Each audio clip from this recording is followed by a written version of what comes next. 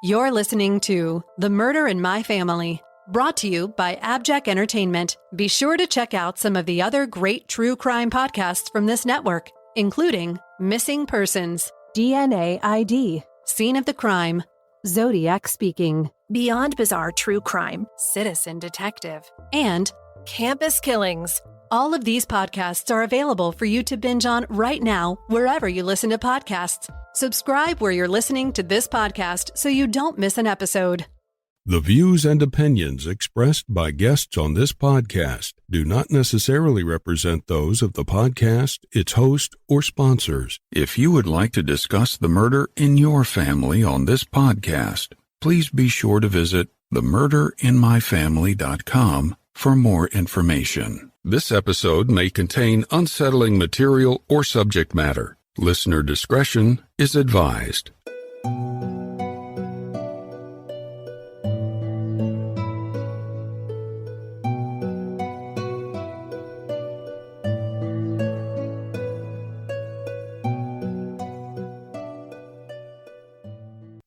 Independent podcasts like this one depend on word of mouth to bring in new listeners.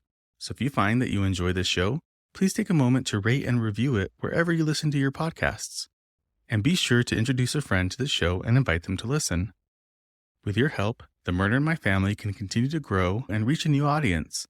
To learn more about the show or the cases we discuss, please visit themurderinmyfamily.com.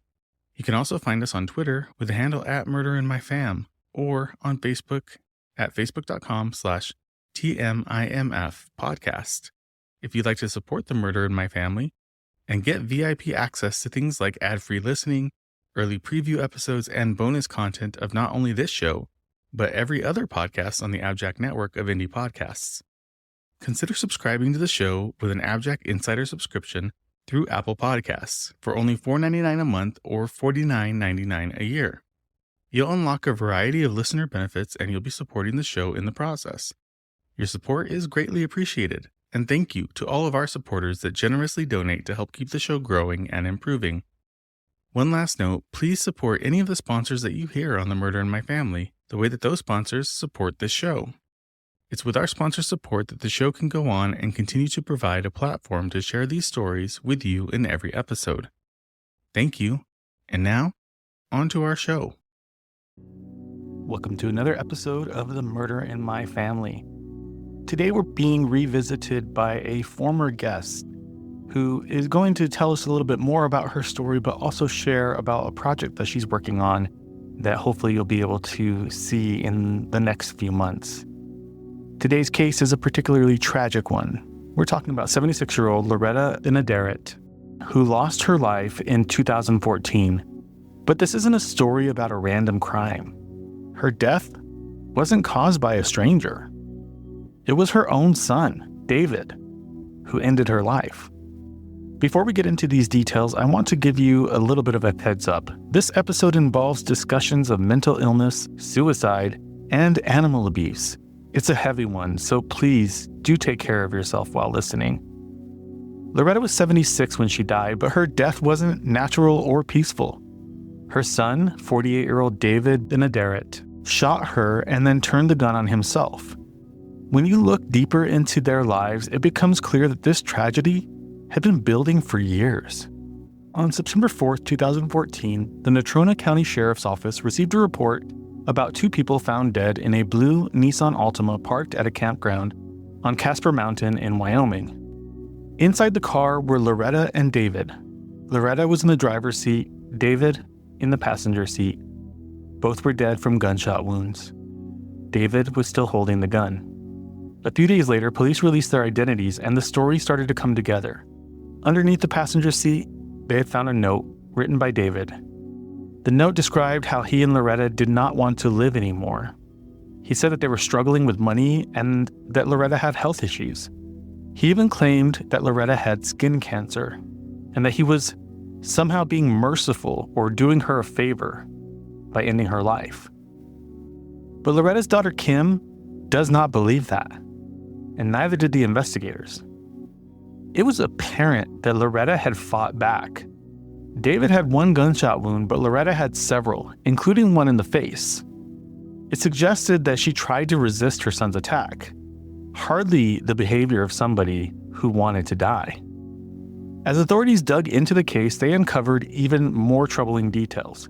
David had been struggling with mental illness for a long time, and it seemed like he just snapped. David and Loretta were at the campsite because David told his mom that he wanted to take wildlife photos for his birthday. September 4th was his birthday. They actually did find some of those photos. There was a picture of Loretta sitting on a log, waving but looking sad. Another showed David in the same spot, smirking. Kim hadn't seen either of them for over a decade. In 1993, David and Loretta moved to Wyoming from California. It seemed like David was isolating his mom from the family. Kim had been terrified of her brother her whole life, and she had a really good reason. David was abusive, not just to her, but he would kill animals, and not just kill. He enjoyed torturing them. She remembered him drowning her dolls, smothering her with pillows, and even beating up her pets.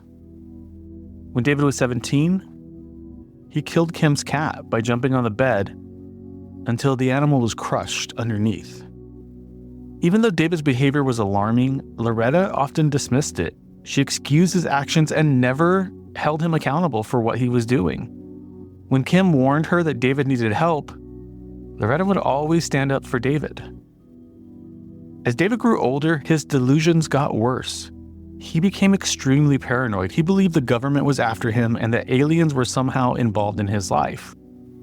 The house that he shared with Loretta was filled with food and water, as if he was somebody planning for the end of the world. But despite all of these signs, Loretta refused to see it. Loretta even bought him the gun that he later used to take their lives. Weeks before the murder-suicide, Loretta had driven to California for a family wedding. It was the first time she had seen her grandchildren, who were already teenagers. But when she returned to Wyoming, things just went back to the way they had always been: tense and dangerous. David's mental state continued to decline until it finally hit a breaking point. If you want the rest of the story, you can go back and listen to episode 81, which we are linking in the show notes for you.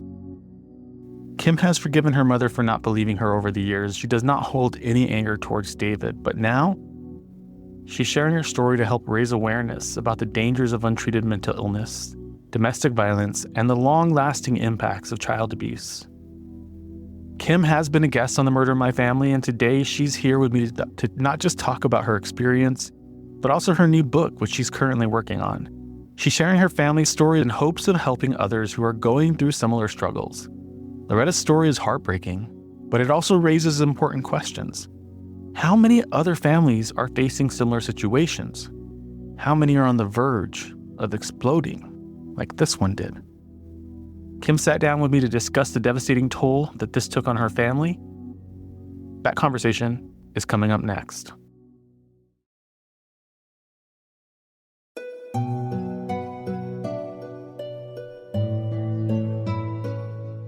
Hey listeners, today we have a special guest, somebody who, if you've been listening to this show for a little while, you may remember.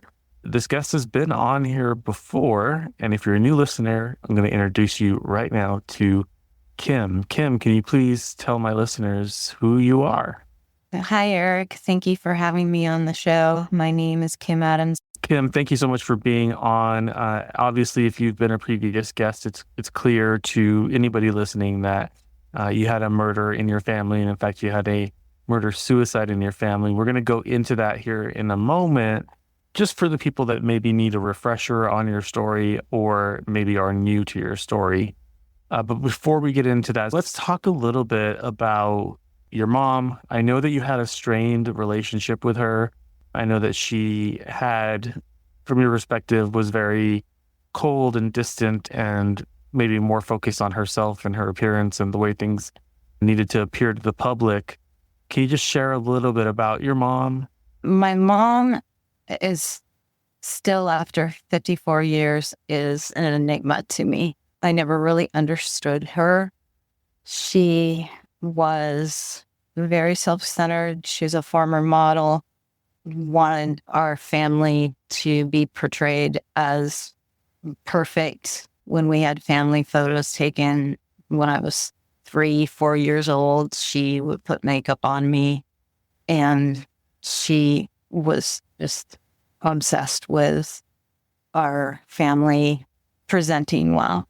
She was prone to outbursts, and it was just, she was a very complex person. She was overprotective of my brother. My brother, he was born out of wedlock, 1966. My mother said he flipped off a changing table. He's 4 days old and fell forehead first on a hardwood floor. At that point, there were no MRIs, no CT scans that could assess his damage. Consequently, he stayed in the hospital for 7 days, and it was just an observation. My dad recalls that his head blew up like a balloon and that it was very serious. So my mother just always was overprotective.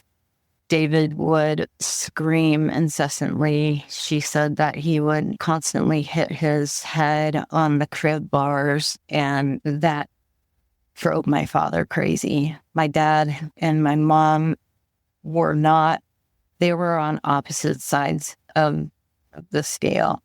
My dad was a basketball coach at Loyola Marymount University, and he wanted his son to be a basketball player.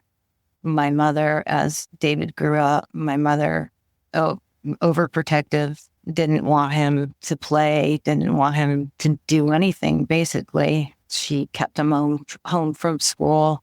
Do you feel like there was some overcompensation there in her relationship with him because she felt guilty about what happened and the injury that he suffered? I know that brain injuries are serious, especially for infants. It can be very problematic to their development and even their mental health going forward in the future if things happen detrimentally to those portions of the brain that control your impulse control and all of those things there. So do you feel like there was some overcompensation? Oh, definitely. I feel like she felt some type of guilt over him falling off the table. She had turned away from him. So yeah, I feel like there was a lot of guilt.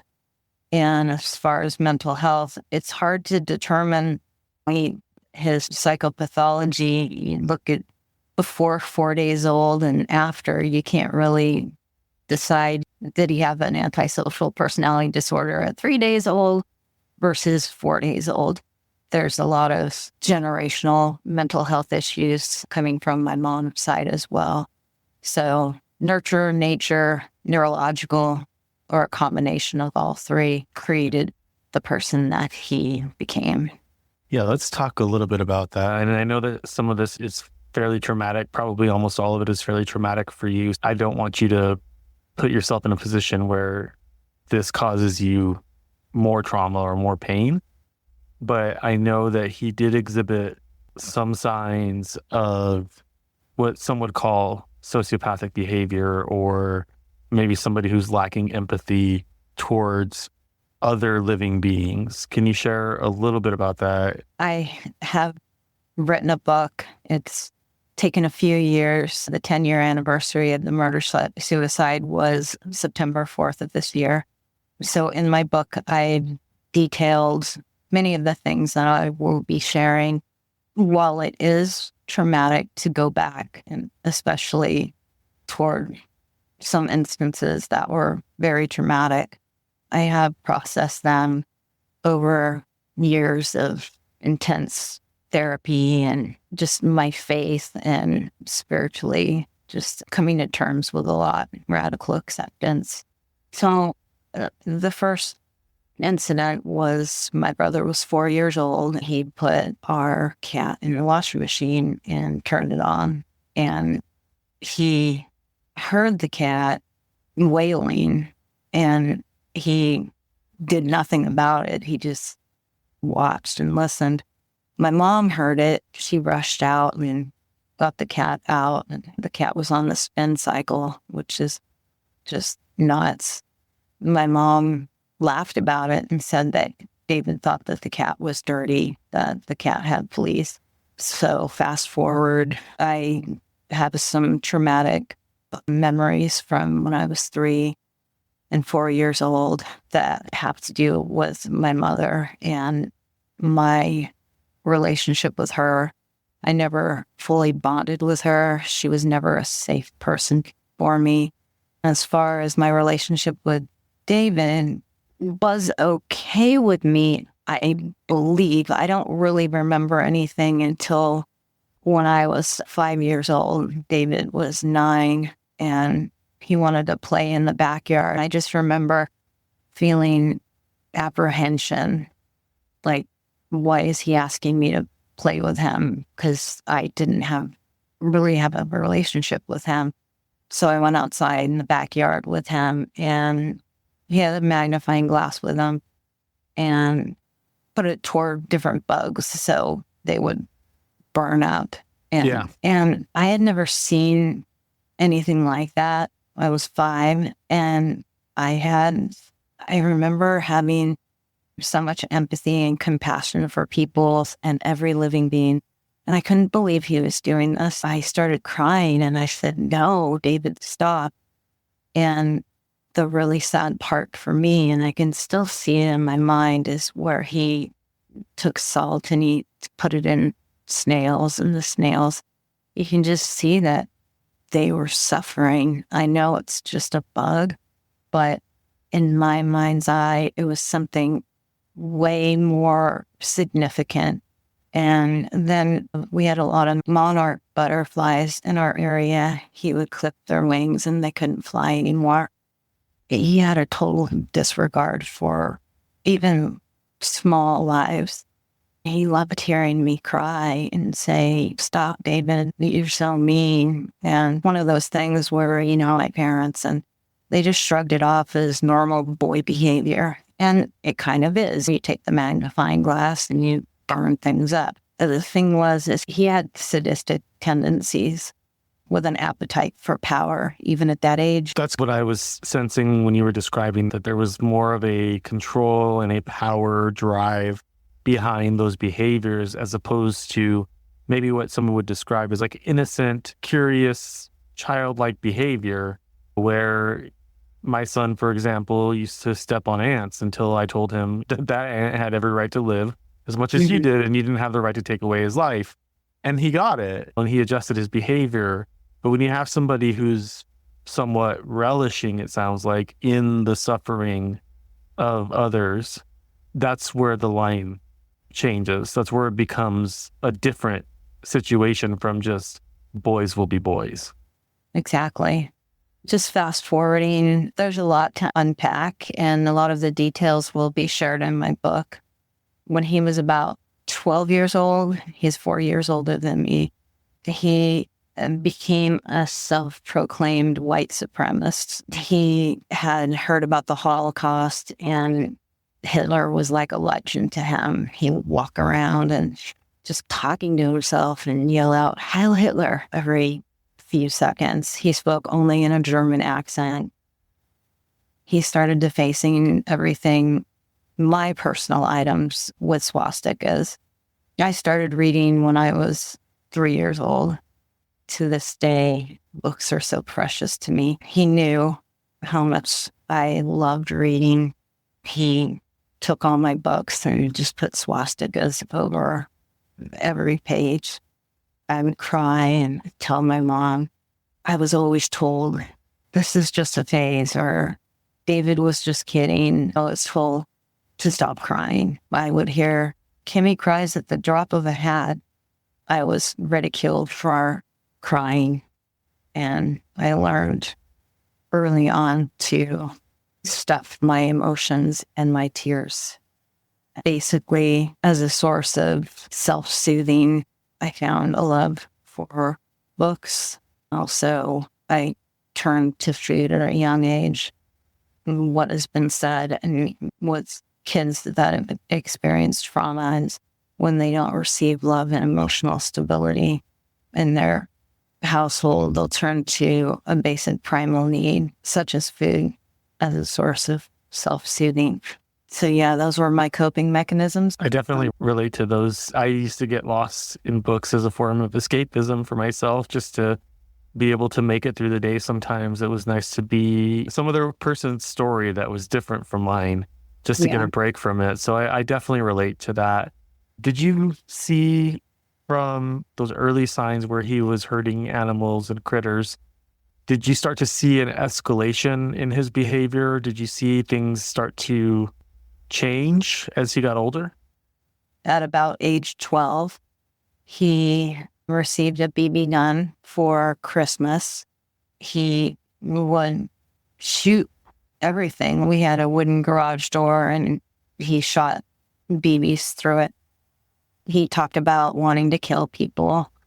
He torched my mother's family pictures, saying that those were negative memories and my mom didn't need those memories. My mother agreed with him and said, "You're right, I didn't need that." So it was just another enabling and accepting these bizarre behaviors out of him. He began hurting and scaring our animals. My mom would leave the house, and one day in particular, he was beating an animal, one of our dogs named Owen, with a baseball bat, and I could hear it, the cries of the dog in pain. And when my mother came home, David said I didn't do that, and so I was told I was a liar. David's lies, David was a pathological liar at a really young age, and so he would say, "She's lying," and therefore I was told I was a liar. Once again, I cried over this, and my mother just disregarded the whole situation. It was at this point where he was sitting on my shoulders while we were swimming in the pool next door. He was pulling me down with pillows and sitting on top of me. He was very heavy. He constantly tormented me. He was so sadistic. It was a house of horrors, and I felt like there was no escape. I just want to take a moment and acknowledge that as a young child, you really didn't have anyone else to turn to. Your mom was obviously not interested in acknowledging her son's behavior, and I'm sorry that you got caught in the crosshairs of that without having any safe place to turn. My heart breaks for the little girl that had to deal with all of that. Thank you. Thank you for that acknowledgement. It's true. We didn't have family close by. I had two grandparents. One was a grandfather who was a child molester. So no real close relationships, nowhere to turn. I hid in my closet a lot and just rocked and held my ears so I didn't have to listen to the constant fighting, which that fighting escalated into one particular night that was a pivotal time in my life where my mother started a fight with my father. My father was watching TV. I was doing my math homework. My mom had been drinking. She started throwing things at my dad. My dad stood up, and my brother got his BB gun out. He was going to shoot my dad in the head, which curious that he ended up doing that exact same thing to my mother years later. But the magnitude of their yelling and just the fact that we didn't have our curtains drawn, a neighbor saw and heard what was going on, called the police. And due to the fact that a gun was involved, granted, nobody knew it was a BB gun, they got the SWAT team involved. And so suddenly there's a SWAT team, police everywhere. And we heard the megaphone, "Come out with your hands up." The gun struck my mother's head, and the sharp part, the top of the gun, sliced her head open significantly. So she had blood just running down her face. It was like out of a horror movie. And I was panicked, said, Mommy, And she slapped me across the face and said, "Don't ever call me mommy again." And it was just one of the worst days of my life. I felt like I was in some kind of nightmare. I walked out and just felt numb. They sat us on the curb, found out that it was a BB gun. The whole situation was explained to the police. And I remember the police officers asking my mom, "Do you want to press charges against your son?" I'm over there I didn't even believe in God. I didn't know anything. All I did was I just prayed and said, "Please take him away, take him to jail." My mom said, "No, of course not. That's my son." And then she took off that night. I didn't know what happened to her. I stayed up waiting, looking out the window, and she stayed out the entire night. I didn't cry. I, once again, just numbed out. I was extremely dissociated at that point. How could you not be? That's just probably one of the most traumatic things that could happen, especially as a kid, where you really have no context for any of these big adult problems that are going on. Plus you have this scary relationship with your brother. It's a situation that feels probably helpless and hopeless. Yeah, exactly. That's exactly what it felt like. I didn't think I would ever get out of it. By the time I was 12 years old, I was anorexic, trying to starve myself to death. Just thought about dying all the time. And I felt like that was going to be my only way out, was to kill myself. Man, I'm glad that you persevered. I'm glad that you survived and now are, from all appearances, thriving, taking care of yourself. I think it's super important. After the fight, life just got worse, spiraled downward. I had gained weight and was bullied by the girls in the neighborhood and people in school. The bullying was constant, and I would stay in my house. There was also the danger of my brother in my house. And so once again, I'd just be in my closet, just hoped that things will stop. My brother, when I was 14 and he was 18, I didn't have many friends. Like I said, I was bullied. And my best friend was my cat. His name was Frederick. We had a cat that gave birth. So I actually saw him being born and raised him from a kitten over a 4-year period. He was my best friend. I have pictures of myself laying down on my bed with Frederick on my back, was constantly reading. And David just loved scaring Frederick. He knew how much I loved him. I remember he was on my back and David came in and scared him. And I just started screaming, "Stop, leave Frederick alone." We had other animals and he just really focused on Frederick just because I loved him so much. So he's chasing Frederick throughout the house, and we had a bed. Our furniture was very old and rickety, and my brother started jumping on the bed repeatedly while Frederick was under there. And my brother was very heavy, and the bed collapsed, and Frederick was killed. To this day, I still can't talk about it without tearing up. Even though I've processed it time and time again, it's still super difficult to think about it.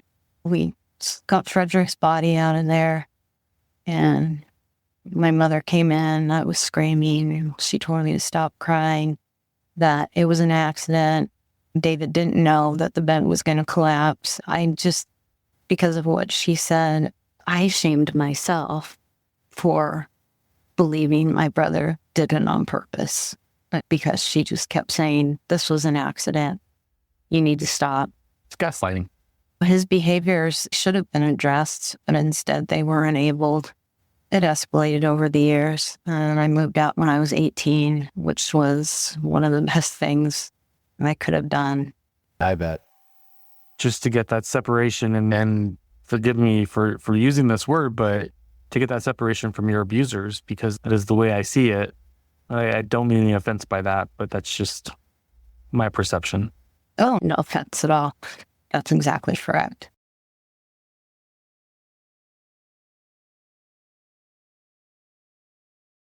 My mother, she was very angry that I moved out. She started showing up at my work and calling me incessantly. I didn't understand what that was all about. She didn't take an interest in my life before, and this was like a control issue. But around that same time, David decided that he and my mother were going to move out of state. He didn't want to live in California anymore. I don't even know how he chose it, but he chose Casper, Wyoming. And my mom went along with it.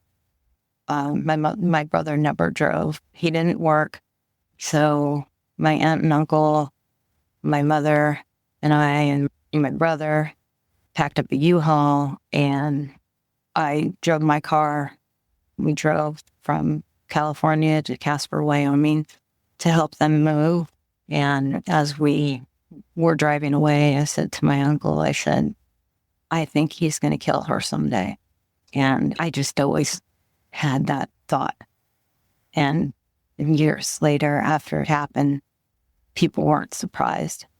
People were shocked that they weren't surprised. After they moved in July of 1993, my mother begged me to come visit them over Thanksgiving. I think maybe because she felt alone. I did feel sorry for her because I knew that she didn't have any friends, nobody to turn to there. So I made the trip to Casper over Thanksgiving, and it was just the weirdest visit.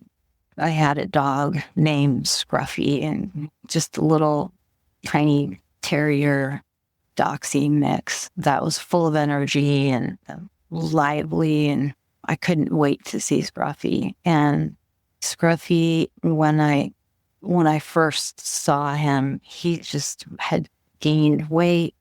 He just seemed sad. He seemed depressed, and right away I thought my brother is probably abusing him. We had a lot of reptiles growing up.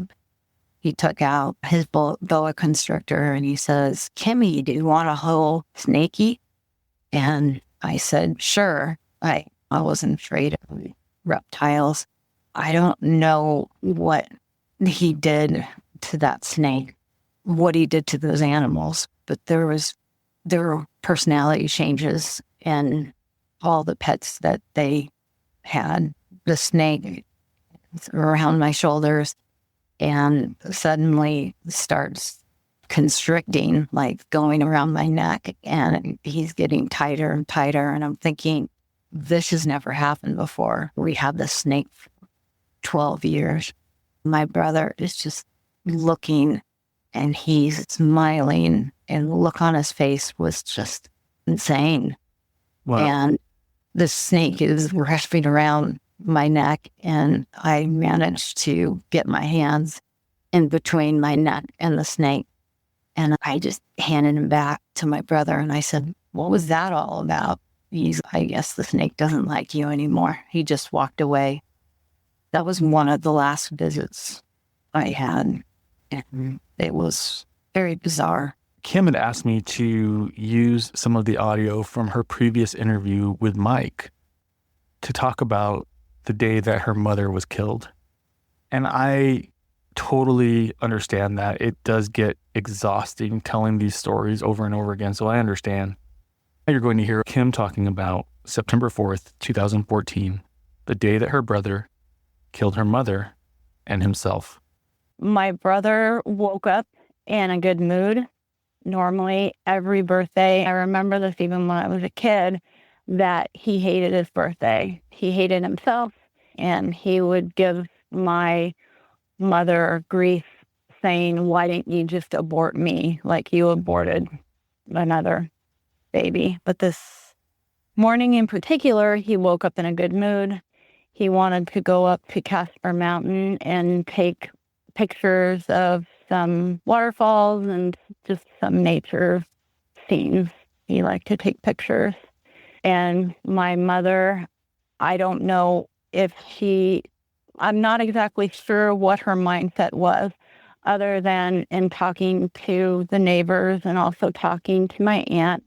She was happy that he was happy and that he wasn't giving her grief. So from what I can gather, they left about 11 o'clock in the morning and they drove up Casper Mountain. And as they drove, my brother took pictures along the way, and some of them are so random. They're pictures of signs going up Casper Mountain, and there's pictures of he would take a picture of her, she would take a picture of him.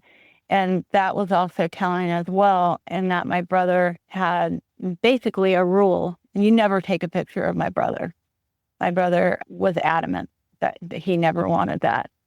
But in the newspaper article, there's a picture of my brother standing by a waterfall. And it's just curious that he allowed that on that particular day. He had the day planned to the detail, to where he had my mom pose like a fence and having her wave like she was waving goodbye. This is how my brother operated. He was a master manipulator, and he was one of the worst liars. As they drove up Casper Mountain, I don't know how many different places they stopped along the way, but they ended up at a campsite. And the time that was estimated where they parked and where the murder-suicide took place was about 3 o'clock, 4 o'clock. I think he caught her off guard. I think the way I see it in my mind and the way that the coroner, the detectives walked me through it was she parked the car, he brought out the gun, and I think it shocked her. They scuffled, as evidenced by my mom's arms, scratches on him and bruises on her. She was fighting. My brother shot her in the left shoulder in the struggle and then shot her through the cheek. And then finally, the final shot was through her jaw that went straight to her brainstem. And at that point, the coroner had told me that she would have died instantly.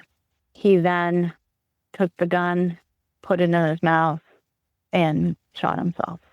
Their bodies were discovered about 5 o'clock. According to the police report, there were a lot of police vehicles and ambulance. Just not a lot happens in Casper, Wyoming. So it sounded like, I believe the police report said that there were 14 different either detectives, law enforcement, and EMTs that showed up. They were obviously deceased at that point, and the window was shot out. And yeah, that's about the time that they were discovered. Yes. So the suicide note was underneath, or right at his feet. He was the passenger. My mom was the driver. Like I said, he didn't drive. The suicide note, and I still have it in the evidence bag. Outside the envelope, it just says note. And you open it up, and I don't have it in front of me, but he basically said, my mother and I no longer want to live in this cruel world. And throughout the suicide note, he wanted people to believe that this was planned, that my mom wanted him to take her life. So it was a agreed upon double suicide, for lack of a better term. Once again, like I said, he was a master manipulator. He lied throughout. He said that he thought his mom had cancer and that she was miserable, that she wanted to die. And that couldn't have been further from the case. My mother had just started dating after 23 years, just started dating a man that became the love of her life within 4 months. And my brother hated him. After the murder-suicide, I was a shell of a person. My kids were teenagers, and I feel like while I was present, I don't think I was emotionally present. I was just going through the motions, making them lunches, helping them learn how to drive, and going to my daughter's track meets, and just surviving. But at night, I would have nightmares thinking about my brother bringing out the gun, shooting my mom, shooting himself. And sometimes I would think about shooting myself. I had a lot of suicidal ideation and a lot of depression. 2 years later, I just really felt like I need to be different, that this is not my story. They were always a team, and I was always different than them.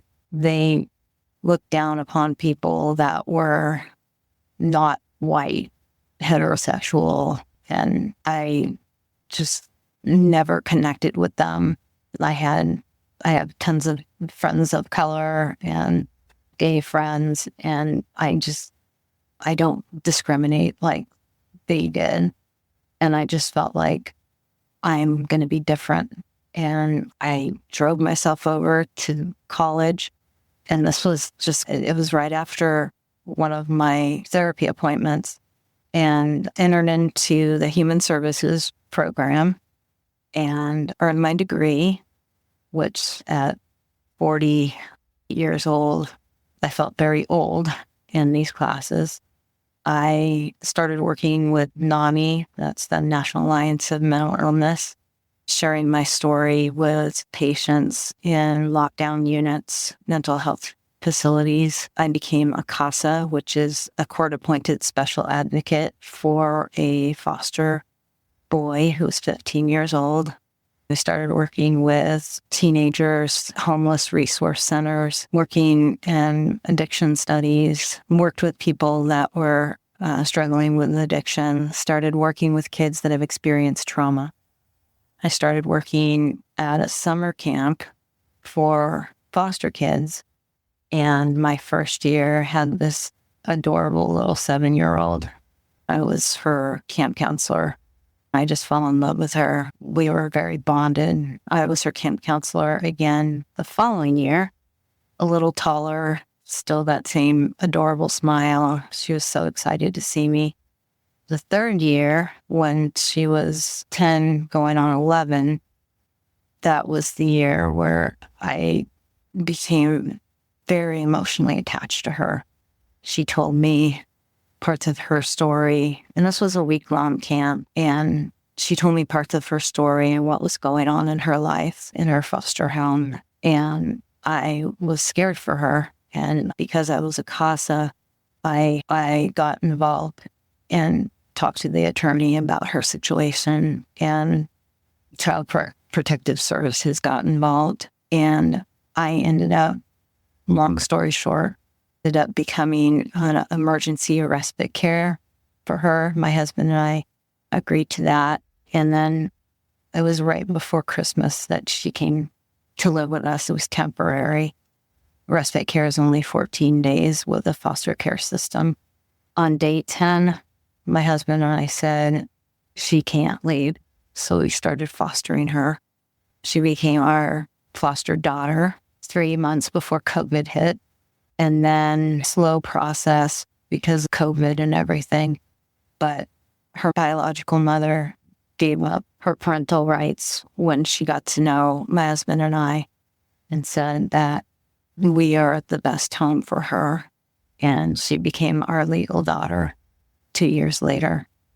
Congratulations. Yeah. And now she is 16 years old. She is extremely bright.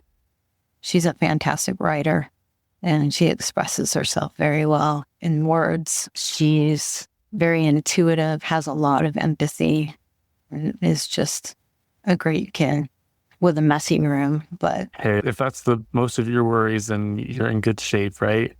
I'll take a messy room over some other issues any day. And it just warms my heart to hear this story, because I'm going to try to not project this onto you. I'm going to phrase this as a question. But I know as a parent myself, there's a lot of things that I made very certain I would not be or do as a parent. Things that I saw, behaviors that I witnessed as a child for example, my dad left picture when I was like 5 years old, and I swore to always be there for my son. No matter what, I would always be there. Do you find yourself having those same impulses as a parent now? Looking back, I'm not going to be this type of parent to my kid. I'm going to make sure they have X, Y, and Z. Yeah, I was like that with all the kids. I have a stepson who is 33, and then I have 3 biological children. They are 25, 26, and 28, and then our youngest, who is 16. So we were almost empty nesters, and then God said, nope, he has a good sense of humor. But in faith, it was very meant to be that we ended up being her parents. I know you mentioned earlier you wrote a book about basically a memoir on all of this. What drove you to write that book? I started reading Ann Rule's true crime, and I was always fascinated by different cases. I think people all have that fascination, and that's why people listen to podcasts like this. They are interested in true crime and forensic files. Just reading her books, I always pictured my brother being talked about or being written about in a book, just his abuse throughout the years. I felt strongly that I wanted to write a memoir documenting what I went through, but not in a way of telling on him, but in a way of showing that despite trauma that I experienced, that there is still hope and that I made it through. And then the murder-suicide happened, and that changed the trajectory of my life in a lot of ways. So I had the abuse before and then the PTSD after. And the reason it's taken me 10 years to write the book, this was a 10-year anniversary. And I actually started this particular book 3 years ago and had an editor, and I wrote the chapter on Frederick, and I put everything away, and I didn't pick up the manuscript again for a year. Wow. Yeah. So there was a lot of traumatic, needed to work through a lot. And I berated myself thinking like I need to get this book out, but it wasn't the right time and I wasn't healed enough. And at this point in my life, I have had a lot of support and a lot of healing has taken place. So I brought up the manuscript and started writing, and all of a sudden I had 60,000 words and contacted my editor, who was very gracious in taking me back as a client. And she's wonderful. She's an editor who only works with trauma victims and helps them with their memoirs. That's awesome. Yeah. So we've been working together a lot, and she read my story, and I initially didn't think this would be anything that anybody would want to read, that everybody has experienced something in their past. A lot of people have experienced trauma and child abuse, and why is my story any more significant? And so I was going to self-publish. I thought I had that in my mind. And after she read my manuscript, she said that she felt like it was really important for me to find an agent and try traditional publishing, because she feels strongly that my story will have an impact on people.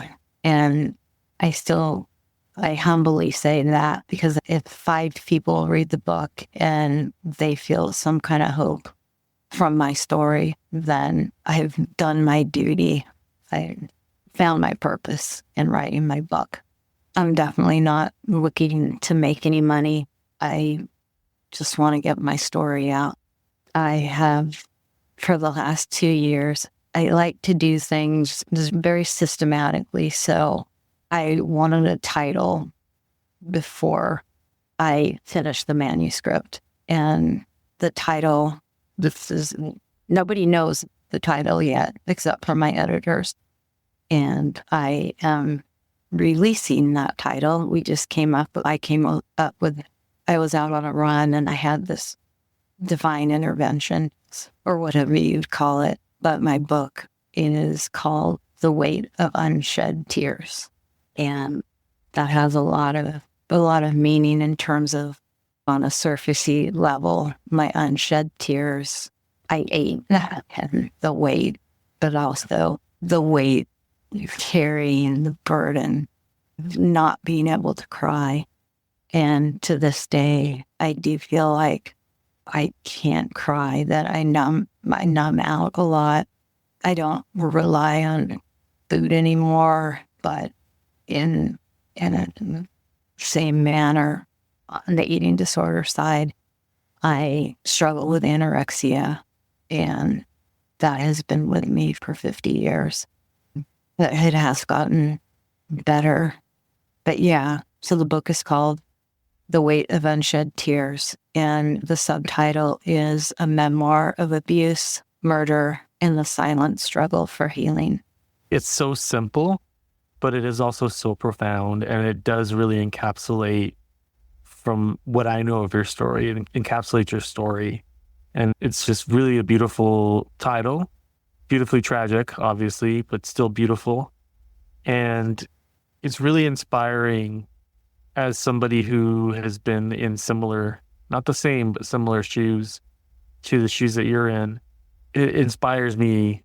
And I do think that there's going to be people that your story is going to touch. It's already touched me, and I'm sure it's touched the listeners that have heard it before.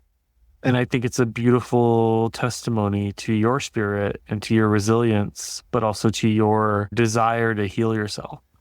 So I think that's just such a beautiful way to honor your own truth. Thank you. I do see that now. There's a quote, Oprah Winfrey calls it post-traumatic wisdom. And I feel like out of the ashes, I have emerged stronger and feel like I do have a sense of purpose, where even a year ago, I didn't feel that. But writing this book has really changed my life. That's incredible. I'm so proud of you for taking that step to do that for yourself, and to have that kind of control of taking your story and having that in your own hands. I think it's beautiful. I can't wait to read the book. Were there any surprises I assume you dug a little bit deeper into the story, and I know that you told me you talked to some people that you hadn't previously talked to before, so you've learned some things. Yeah, there were 4 people that knew my brother, best friend, Amy. Growing up with her, she spent a lot of time in my house. She moved at the age where Frederick had died, and she and I were best friends at that point, and then she moved 6 hours away. So there was a lot of loss at that point in my life. So I did an interview with her, and some things that my brother did to her. She was about 8 or 9 years old, so he would have been about 14. And he had that snake, the boa constrictor I talked about, and he would lock Amy into his room and forced her to watch him beat the mouse that the snake was going to eat, and then made her watch the snake eat the mouse. And that was just very traumatic for her. She's a clinical psychologist today, and she has a lot of memories of my brother and his abuse. He stuffed a tennis ball in her mouth, not once, but twice. And she struggled so hard to get it out. And I didn't even know this was happening. This was happening behind closed doors in his room. And the other 3 people that I interviewed, one in particular has a steel trap memory. He remembered the names of my animals, and his memories of David it was truly, I didn't even know how abusive he was at that point. And yeah, there's some shocking things that went on at that age and even after they moved to Casper, Wyoming. Wow.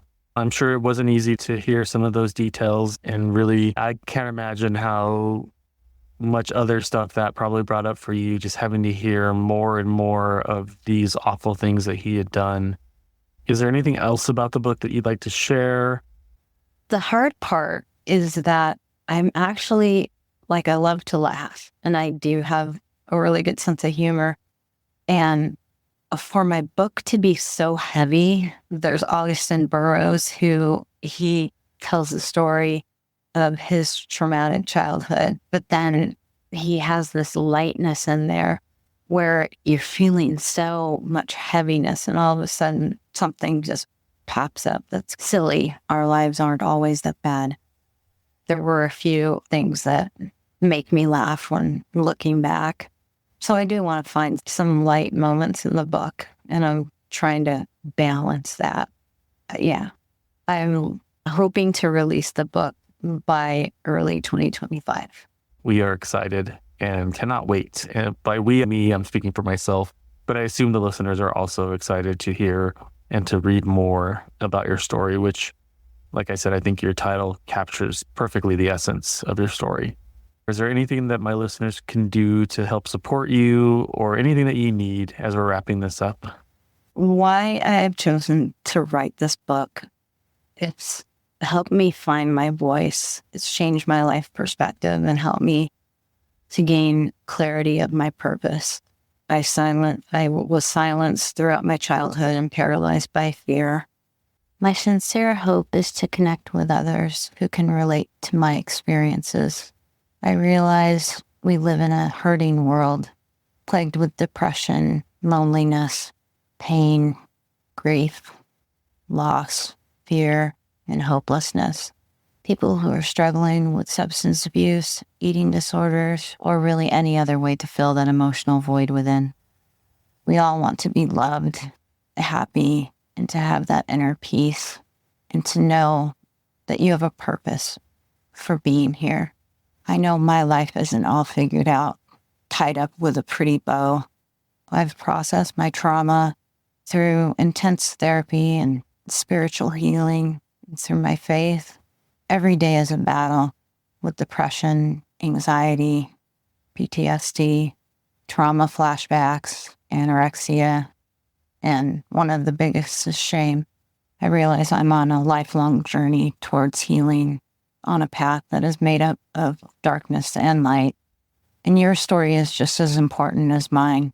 Find your voice. Share your story with one another.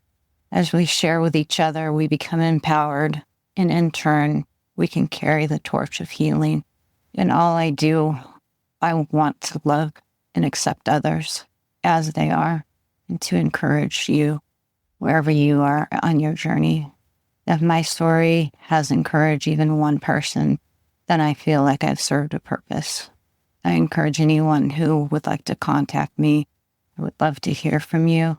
And I just humbly thank you for listening to my story and allowing me to have a voice.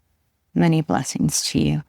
Thank you, Kim. I appreciate your honesty and your vulnerability tonight. And I'm looking forward to reading your book. I know that my listeners will be too. So as soon as you have that information available, share it with me, and I'll be happy to share it on our social media as well as in a future episode. Thank you once again for joining me for this episode of The Murder in My Family. We'll be back here soon with an all-new episode of The Murder in My Family, and I hope that you'll join me for it.